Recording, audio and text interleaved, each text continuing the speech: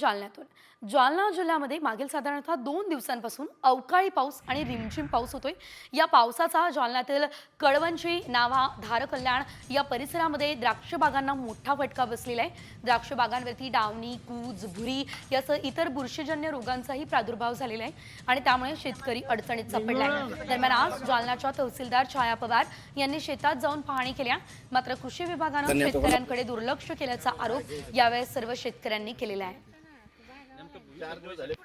या ठिकाणी मी काल परवापासून जो छोटा बारीक बारीक पाऊस झालेला आहे, ढगाळ वातावरण आहे, यामुळे नुकसान झाल्याच्या तक्रारी आल्या होत्या। म्हणून प्रत्यक्ष पाहणीसाठी मी आले, तर काही प्रमाणात मला नुकसान दिसून आलेले आहे। पण यावर आता कृषी विभागाला मी सांगितलेलं आहे, कृषी विभागाचे अधिकारी येऊन याबाबत ते विश्लेषण करतील आणि त्याप्रमाणे आपण प्रशासकीय पातळीवर कार्यवाही करू आणि शेतकऱ्यांचा निश्चित विचार करण्यात येईल। आता बोलताना शेतकऱ्यांना मदतीची अपेक्षा तुमच्याकडे व्यक्त केली, त्या अनुषंगाने काही कारवाई करणार आहात? त्या अनुषंगानेच कृषी विभाग आल्यानंतर आम्ही संयुक्त पाहणी करून आणि मग निश्चित प्रमाणे कारवाई केली जाईल।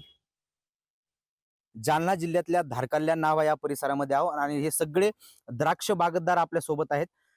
यांनी खरं तर कृषी अधीक्षकांना असेल, तहसीलदारांना निवेदन दिलं होतं। आज तहसीलदारांनी पाहणी देखील केली आहे। द्राक्षाचं आता हे म्हणजे जवळपास 5-7 लाख रुपयाचं नुकसान झालेलंच आहे। याच्यात 1.5 लाख रुपये खर्च झालेला पूर्ण, आणि पावसानं पूर्ण ढवळे असे होऊन गेलेत, पूर्ण जिरून गेले ते पावसाच्या वातावरणात, पूर्ण फुटी असे झाले ते।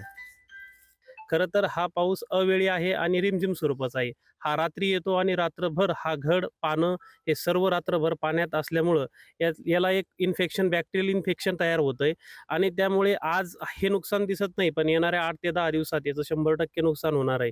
शेतकऱ्यांचं म्हणणं आहे की आम्ही कृषी विभागाशी संपर्क करून देखील कृषी विभागाचा एकही अधिकारी आमच्या शेताकडे फिरकला नसल्याचा आरोप देखील या शेतकऱ्यांनी केलेला आहे। अक्षय शिंदे, साम टीव्ही न्यूज, जालना। वळूयात पुढच्या बातमीकडे। नाशिकच्या येवला, निफाड या तालुक्यातील काही भागात रात्री झालेल्या अवकाळी पावसामुळे शेती पिकांचं मोठं नुकसान झालेलं आहे। येवल्यातील पारेगाव या ठिकाणी आता कांदा उत्पादक शेतकरी जनार्दन कोराळे यांच्या शेतामध्ये लागणीसाठी आलेले कांदा रोप जोरदार पावसामुळे झोपलेलं आहे। त्यामुळे त्यांच्या पुढे मोठं संकट निर्माण झालेलं आहे आणि त्यांना पुन्हा उन्हाळी कांदा रोप तयार करावे लागणार आहेत।